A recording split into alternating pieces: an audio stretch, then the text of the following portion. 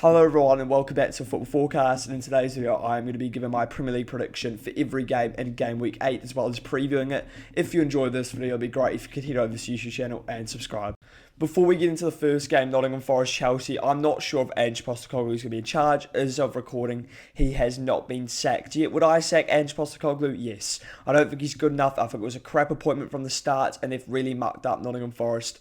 And look, people will say, oh, well, you couldn't keep Nuno because of what happened between him and the owner. Well, then hire someone that's at least close to what Nuno did, a counter-attacking manager. And he's now put them in a position where they're looking at a manager like Sean Dyche, basically saying Forest are now worried about getting relegated.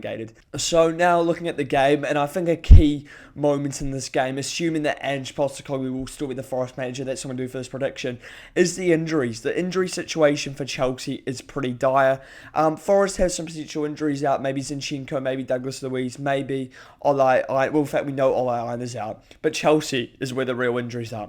So the manager's suspended. I mean, it doesn't really matter. Andre Santos is potentially out for Chelsea. Badiashile's got a knock. Palmer is out. Enzo Fernandez may be out. Achimpong may be out. Colwill is out. Delap may be out. Delap is out. James may be out. Tosin may be out. And Fofana looks like he's probably going to be out with a concussion. Lots of injuries for Chelsea to fear about. And as well as this, we've just heard that Esteval has been injured on international duty, so he might not be out for this game. So Chelsea don't have the sort of players that they would like to for this game. So who are they going to be the key players? I think that João Pedro is going to score for Chelsea because of Forest's weak defence, and I think Chelsea will win this game 3-1. I just think Forest are an absolute shambles under Ange Postecoglou, and if Forest are to get anything from this game, it's going to require a very good performance from Matt Sells. So my prediction for this game is going to be 3-1 Chelsea.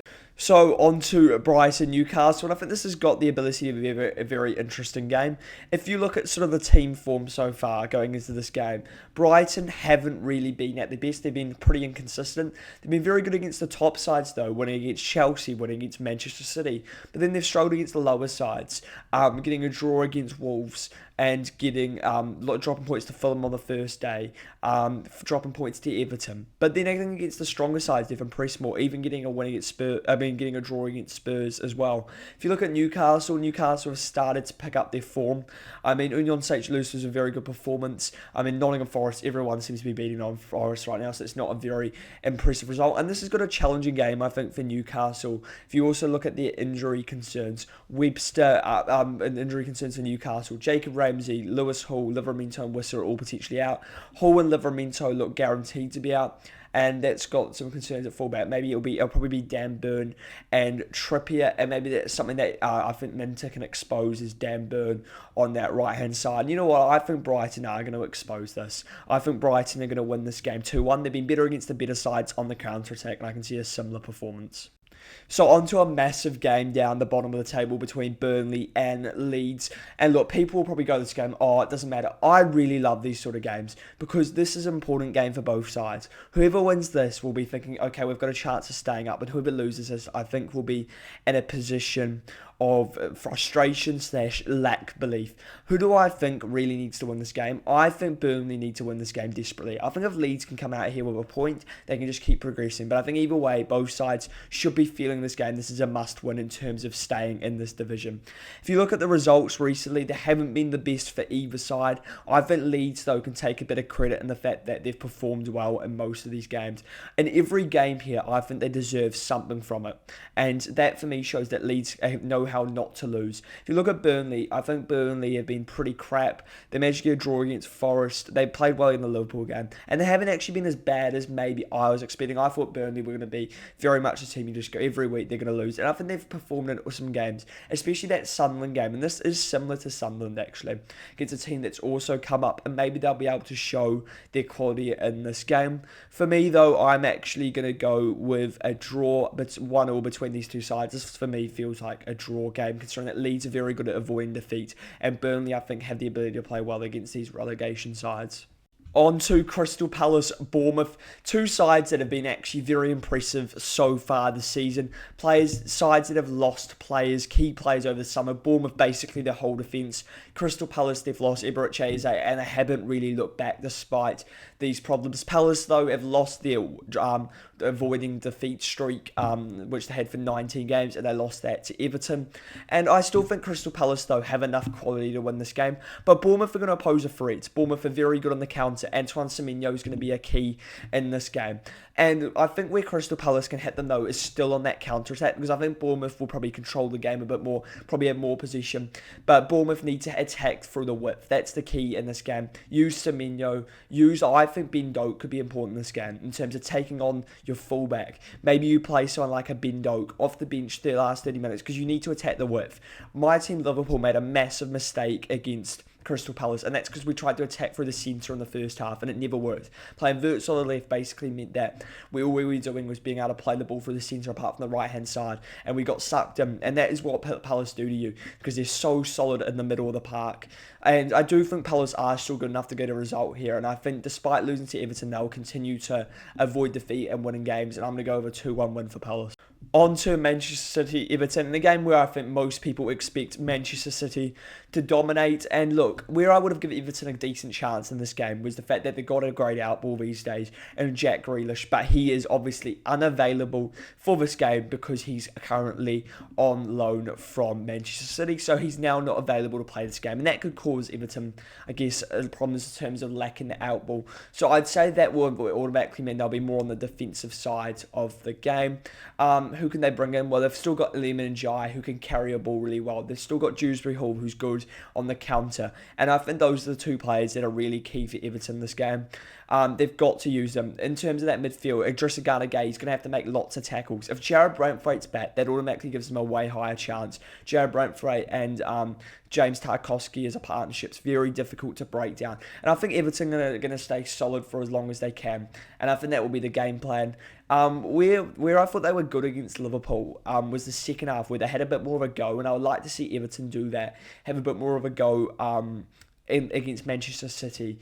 Than they did from the start, and sort of try to put the pressure on a bit more. Look, you might concede a goal or two, but I don't think you can defend 90 minutes against the side. They may prove me wrong, but you can get at Manchester City's defence like you can get at Liverpool's right now. So I really think it's worth Everton having a go, and I think they will find a way to score, but they will lose this game at 3-1. On to Sunderland Wolves, another important game down near the bottom of the table. And maybe this is a bit harsh on Sunderland, but I think you'd still say they're in threat of definitely getting relegated, because the record of the promotion side so far coming up in the last couple of years has been very poor. But Sunderland so far this season have defied expectations, picking up lots of wins, 3 wins in their first 7, which is so impressive, 2 draws as well. Their home form is very, very good. And I think this might be enough to get Sunderland another 3 points. And I think this is an important game in terms of not letting Wolves get momentum. Wolves are a side that we'll be looking at this and go, we can sort of drag Sunderland into this. That's the sort of side we need to be aiming to drag into it. And because Sunderland and Ferry shouldn't have the quality because of coming up, but they do. They've shown that, and I think Sunderland will be all right now and could end up surviving the season. In fact, I think they will survive the season. Wolves' form going into this game has been very poor. I don't think their performances has been great, and this for me comes down to lack of investment in the summer, selling Wolves' best players and then not signing anybody. It is such a repeat cycle of Wolves, and I insist this every time whenever I talk about Wolves because they're just so frustrating. They sell their best 2 players, then they invest no money in the summer, then they go, oh shit, we're in trouble, sack their manager, despite I don't think the manager's always at fault really, and they invest 80 million in January and they just survive. That's what I expect Wolves to potentially do again, but this time I reckon that there's a team like Sunderland that can actually pose a bit more of a threat, and I think Sunderland are going to continue to put the pressure on Wolves, and Sunderland are going to win this game 2-1. On to Fulham Arsenal, and for me this is a game where I actually think Arsenal may drop points. I've been rather impressed with Arsenal's season so far, especially in the last couple of weeks. Now, where I've been more impressed with Arsenal was that Newcastle game and that Champions League game against Olympiacos for one reason, that's Martin Odegaard. I thought Arsenal, especially away at Newcastle, looked like a completely different side when he came onto the pitch. And I think it's going to be really important to everything Arsenal do in terms of creating this season. They've been pretty standard Arsenal. Still not the best going forward, but defensively incredibly solid, and they've scored a lot of goals from set pieces. And I think that's going to be a key once again against Fulham, that sort of set piece asset. I can see someone like a Gabriel Saliba getting on the end of a goal, but I can also see Fulham scoring, and I reckon this game ends in a 1-0 draw, and this is a game where Arsenal slip up. On to Tottenham Villa, and this is a bit of an interesting game in my eyes because Tottenham are a very good side. I don't think there's any denying that after what we've seen so far this season. They look like a side that's a lot more solid at the back and a team that's going to pick up points. But recently, I think they have struggled a bit. Away at Leeds, away at Bodo, against Wolves at home. There's cracks starting to appear. And for Villa, if we were doing this 3 weeks ago, you wouldn't have put anything on Villa getting anything from this game. But I think in the last couple of weeks, Villa have shown a lot more quality and they're starting to get results. And I think what I can see in this game is a bit of a tight game. Neither side sort of being able to do what they sort of want to going forward. And I think this game will end in a 1-1 draw. On to Liverpool, Manchester United. I mean, this really is an interesting game. Liverpool go into this game under crap form, it's fair to say. United, 1 week they look, maybe they're starting to put it together, and the next week they look absolutely shit. Where have Liverpool struggled in this fixture for me in the past as a Liverpool fan? I think the last 2 games we've played United, we've actually gone in with a very sort of, I think, complacent point of view. And I don't know why that is, but we've gone in, everyone's very confident, and I think our performances reflected that. We've taken sort of, I think we haven't gone in with sort of that hunger to try put 3 or 4 past them, like we may have done in the past under Klopp. And I want to see this in this game. I'm desperate to see it. And last time we played United, we drew 2-2, and it was a very lackluster performance. Trent was absolutely terrible at right back, and to me that felt like the nail in the coffin. He is actually off because a Scouser doesn't turn off in a Manchester derby. It's that simple. So looking at this game, I think Liverpool need to go into that mindset now of we're not actually playing well, and I think if we do that, I think we will win this game quite convincingly, because I actually think that Liverpool in the past, when they haven't been as good or when they're struggling or when it's that desperation time, we've actually been better against United. It's when we're complacent or when it looks easy, we've struggled. The last time we won against United at this ground was 7-0 at Anfield. And when was that? We were absolutely shit going into this game. And I can see a similar sort of result. Not that high scoreline, but I think a dominant performance. What I want to see, though, from Liverpool is a 90-minute performance, not a 30-minute performance, not a 60-minute performance. 90 minutes where it's full throttle, pressing high, and causing Manchester United all sorts of problems in this fixture. Because we can do that. We've done that in the past, and we know how to do that. What is our concerns going into this game? Mamadishvili's out injured. What's United's concerns going into this game?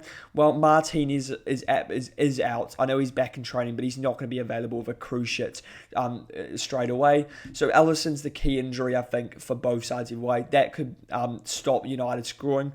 But I do think we will concede, though, in a 3-1 win. What I want to see is 90 minutes. What I expect is another 45, 50-minute performance. But I do think we win this game. I think there's a lot of United fans going in with confidence. I'm not too worried about this fixture. I think this has almost come at the perfect time.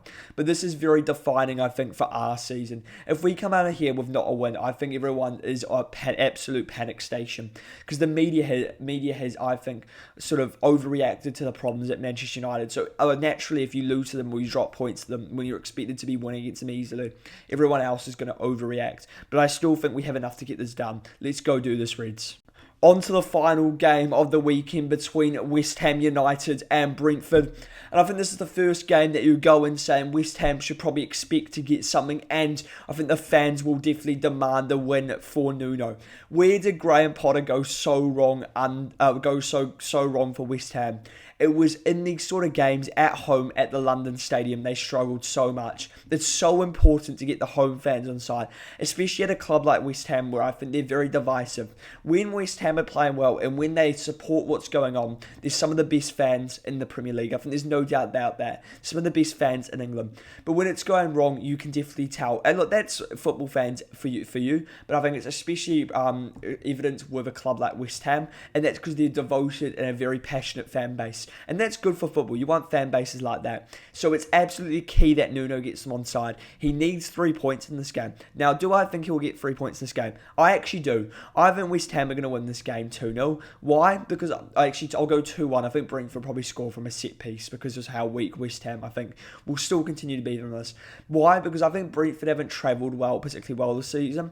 I think Nuno will realise this. He'll get a bit of a uproar from the crowd. I think the crowd will back this appointment, and West Ham will find a way to win this game. This is the first home game for Nuno, and I think this will reflect in the result and a West Ham win. So that is the end of this video. If you enjoyed this video, it'd be great if you could subscribe to the YouTube channel and let me know your prediction for every one of these games.